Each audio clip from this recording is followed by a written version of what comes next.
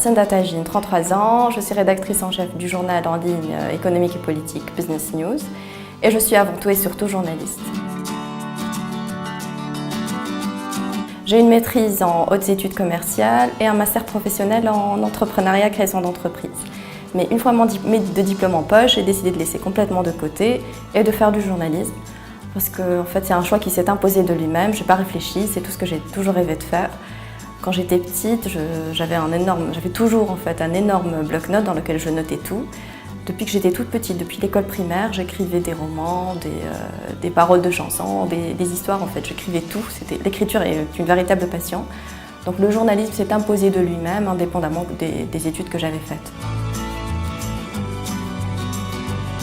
J'ai commencé en tant que journaliste touristique, je travaillais dans des sites de voyage. Le premier c'était la Hala, c'est un site créé par un Tunisien mais qui était implanté en France.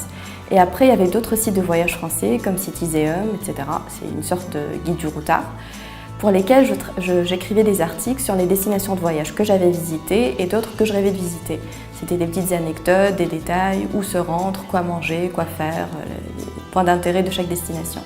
Et après, j'ai laissé tomber le tourisme de côté et j'ai créé un petit projet à moi avec la Française de financement et d'édition.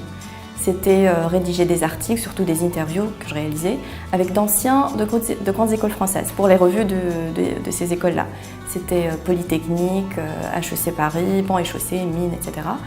Et je gérais une petite équipe de journalistes qui faisait de la retranscription des interviews que je faisais et on travaillait ensemble pour rédiger les articles finaux dans ces revues-là. Et après la Révolution, je voulais travailler dans un journal tunisien. Et Business News s'est imposé de lui-même. En fait, c'est le seul journal qui m'intéressait vraiment. Donc je leur ai envoyé plusieurs candidatures jusqu'à ce qu'ils acceptent de m'accorder un entretien, enfin. Et je travaille à Business News depuis 6 ans et tout va bien. Et là, je suis rédactrice en chef, j'anime une équipe de journalistes. Je corrige après eux, je les oriente sur les choix des sujets, sur ce qu'ils doivent écrire, sur les thématiques à aborder.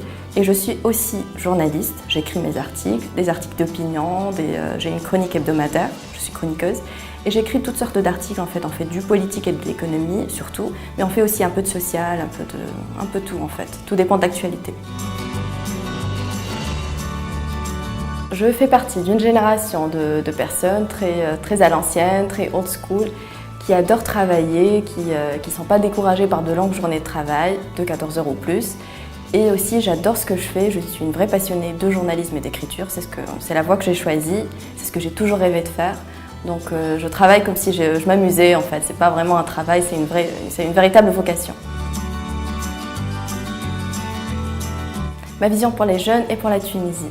J'aimerais que les jeunes puissent choisir leur voie, décider de ce qu'ils aimeraient faire les choses qu'ils aiment et non être obligés de suivre leur parcours, ce que les gens leur disent, ce qui est plus facile, plus sécurisé, plus simple, de ne pas privilégier le travail administratif forcément, de travailler de 8 à 17 heures, de faire exactement ce qu'ils ont envie de faire, de créer des emplois qui n'existent pas forcément et de faire les choses avec passion, de faire exactement ce qu'ils ont toujours rêvé de faire. Je pense que c'est la seule manière de réussir.